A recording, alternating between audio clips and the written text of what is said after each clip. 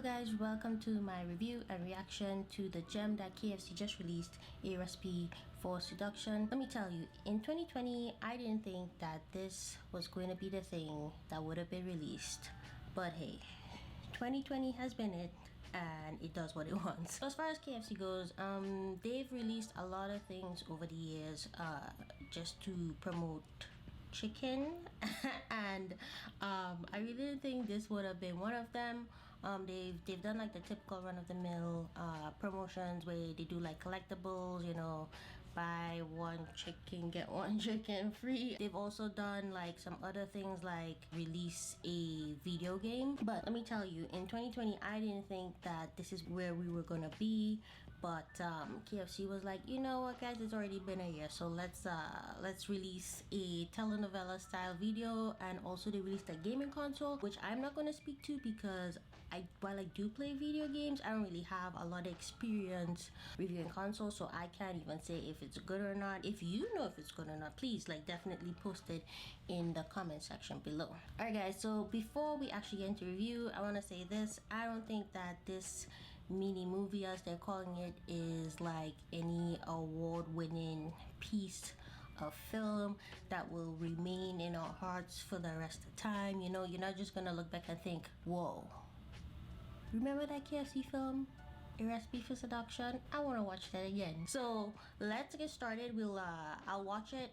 I'll point out things that I think were, you know, significant, even hilarious, outlandish even, and then I'll tell you what I think about the whole thing at the end.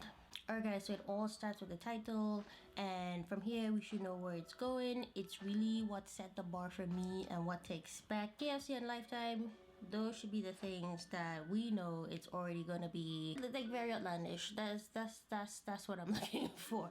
So the film starts in this grand dining room where we meet mostly all the main characters. Namely, we meet Jessica, who's the main female. We meet Bunny, who is Jessica's mother. We also meet Billy, who's her boyfriend, and then we meet Lee, who is her best friend. Oh, and I also forgot, we also of course see some fried chicken, who I am mostly sure is not related to Jessica in any way. So Billy starts off by complimenting Bunny's cooking, which is actually not her cooking, but he lays some compliments into the chicken, and you know, it's of course it's a KFC movie, which is just a glorified commercial, so it is at the very least what I expected.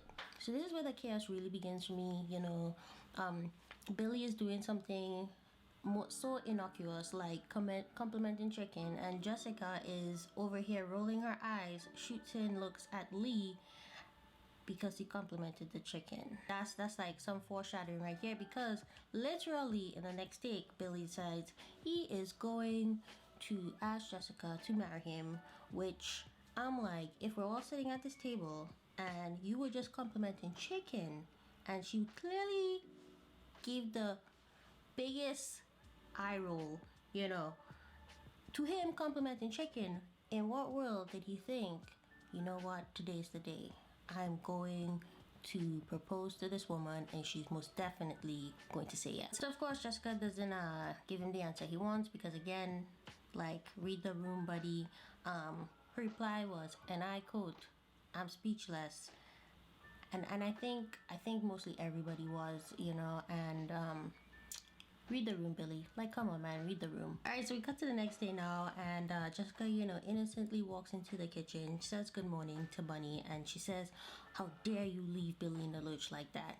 And, you know, if this was my daughter, my next question would be like, Jessica, what's going on? You know, but, you know, we can't all be Bunny, you know, and her character only escalates from here. So after the most disappointing reaction to, you know, your daughter not want to get married, Bunny decides, like, you know what, I'm gonna tell you exactly why I want you to marry this man. Spoiler alert, it's because of money.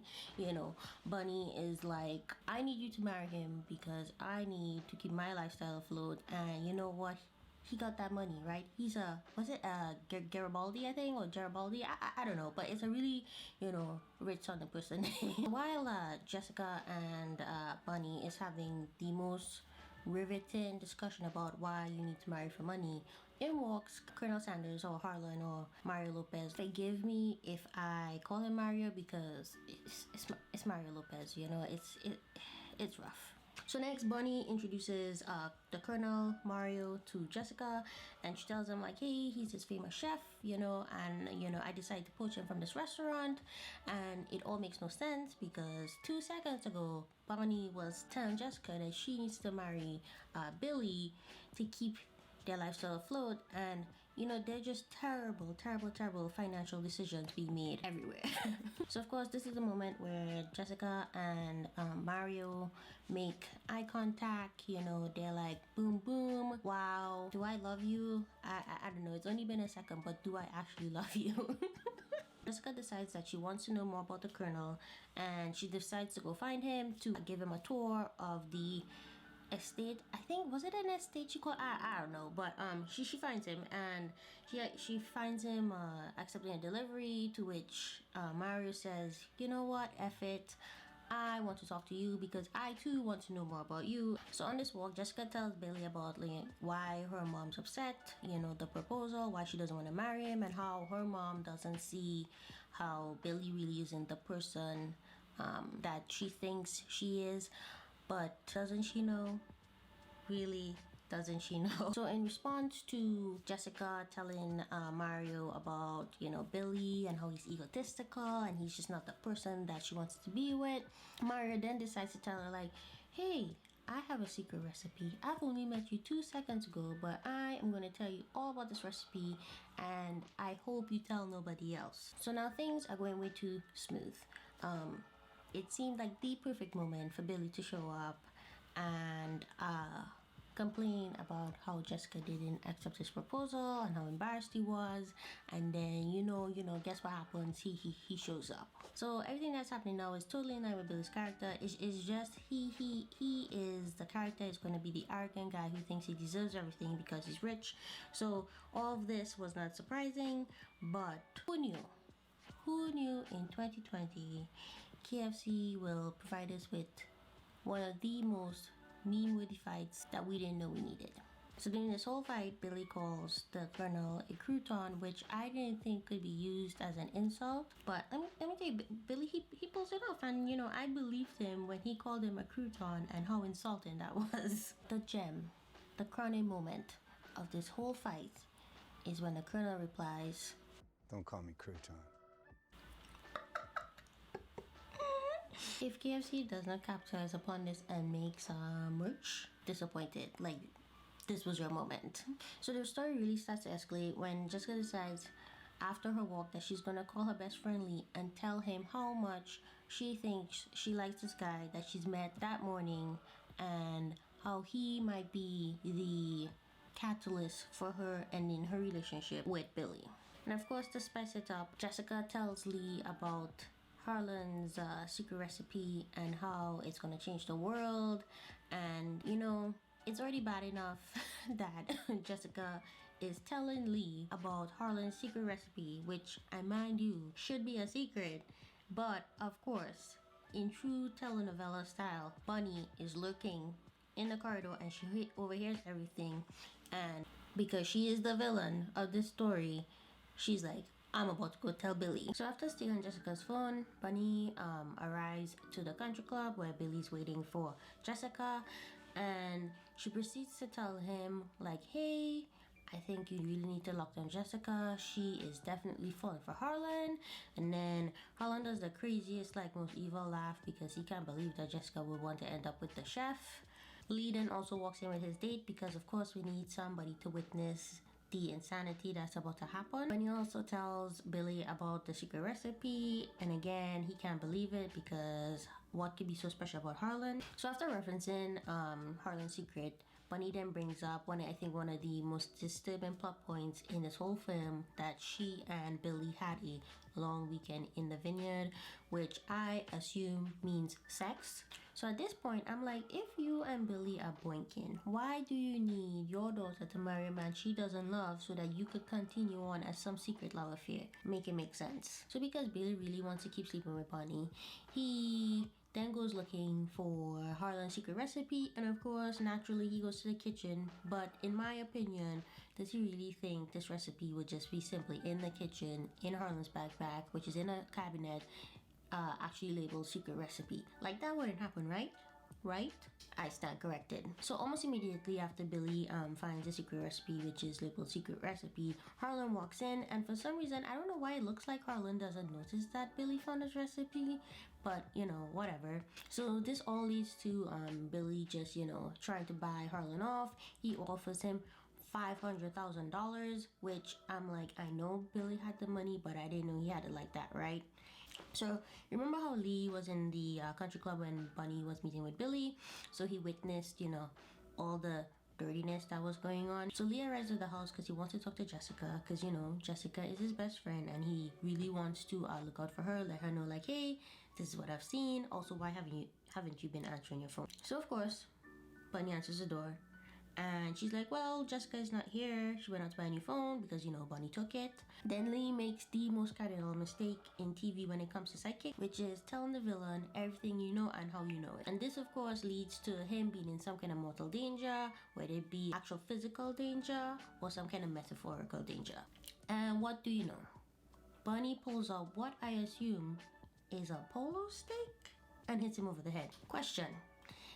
Can any wealthy people out there tell me, do you just have polo sticks randomly lying around your house in your foyer? Because where did it come from? So next we take the most logical step in this film, which is Jessica trying to find Lee because of course he's missing because, you know, Bonnie hit him over the head with a polo stick. She just really wants to tell him like, hey, I really think the Colonel is the one for me, even though I've only met him like, I think it's a day now. Next, of course, the Colonel walks in and he's like all broken-hearted. You know, he tells Jessica like, hey, tell your fiance that I can't be bought off, which, you know, I thought the Colonel already told him, but you know, whatever.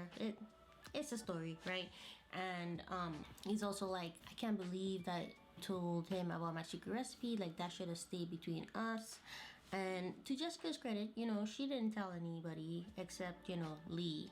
And Bonnie's the one that overheard her telling Lee, and she's the one that told Billy. But still, what did the Colonel expect? He's only known her for like a day. Even if she had told Billy, you don't know her. For all we know at that time, Jessica could have been the psychopath. I digress. So they talk through their differences. They realize, you know, hey, there's a lot of cross wires going on here, and you know, they solve everything with a kiss, which Bonnie oversees, and she's like, oh shoot, like our plan is not working. We need to escalate this even further. So cut to what I assume is the next day.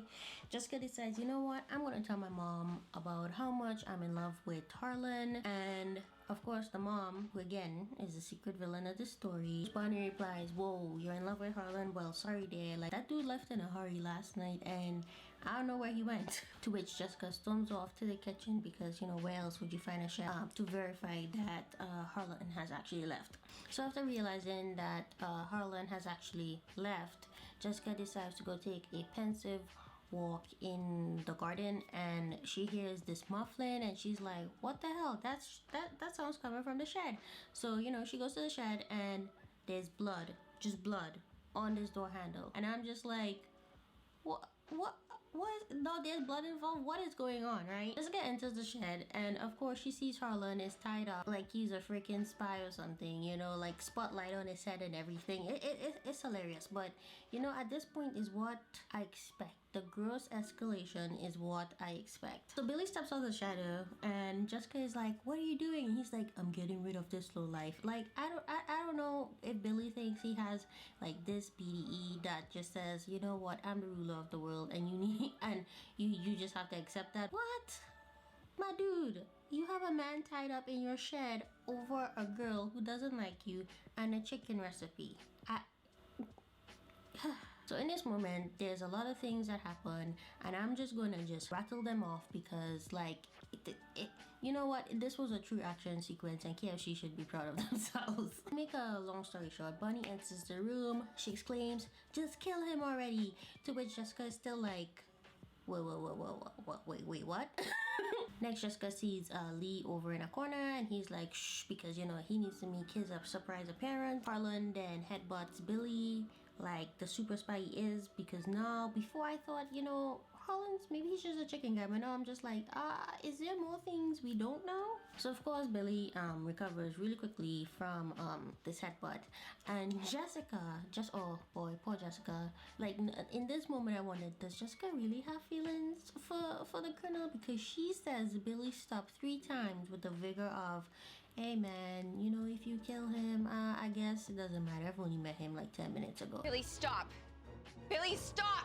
So after that, Lee appears from the shadows, revealing himself as the true hero of the story. And of course, he arrives with karma. He arrives with a polo stick. Again, can somebody tell me, do other people just have polo sticks just laying around? Like, what? So Lee hits Billy over the head with the polo stick, to which Bunny, she's like now enraged, and she exclaims, "This is all your fault." And Jessica finally realizing, like, oh, maybe I should stand up for myself. And hey, this the man that I supposedly love's about to get killed. This is all your fault!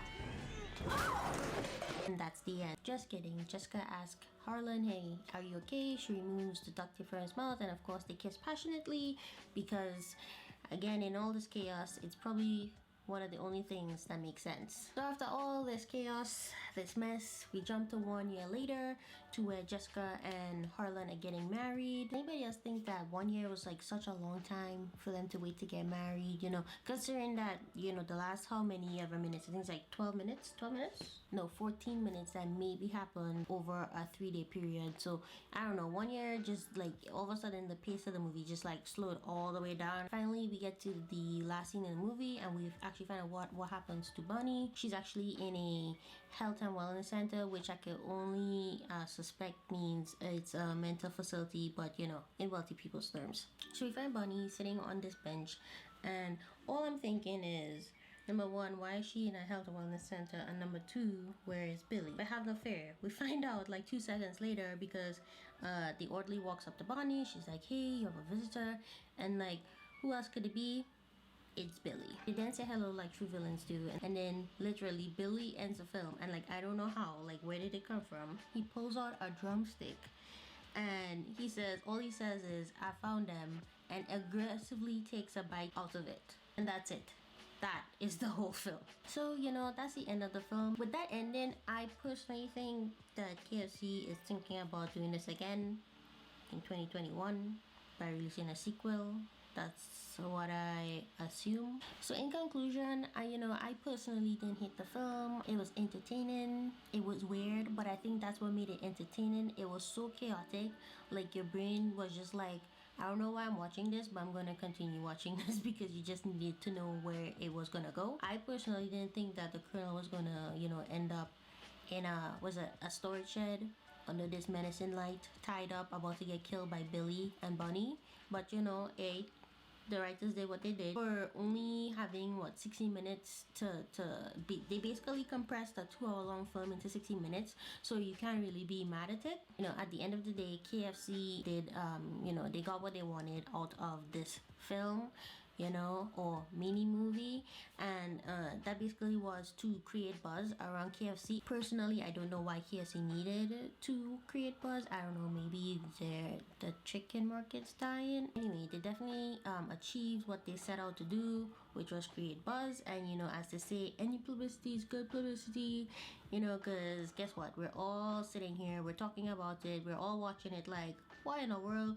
But the point is, we watched it, and there's probably a percentage of the people that went out the next day and was like, I'm feeling for Kentucky. So in the end, I didn't hate it. It was chaotic, it was weird, it was entertaining, and those are all the things you need to enjoy a film, whether it be good or bad. Alright guys, so that is the end of today's video. This was my first video, and I hope it wasn't too bad.